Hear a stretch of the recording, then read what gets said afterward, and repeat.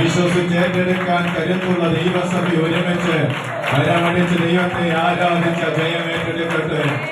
ദൈവത്തിന് സ്തോത്രം. ഉയർച്ചയായി നിന്ന തടങ്കൽപ്പാറകളോ വെല്ലുവിളിയായി നിന്ന ഏത് ശത്രുവിന്റെ പദ്ധതികളോ ഏതുമായിക്കൊള്ളട്ടെ, ദിവസങ്ങളിൽ ദൈവം അതിനെ തകർത്തുകൊണ്ടിരിക്കുന്നു എന്ന ആത്മാവ് ഇന്ന് പകലിൽ കൂന്നു പറയുകയാണ്.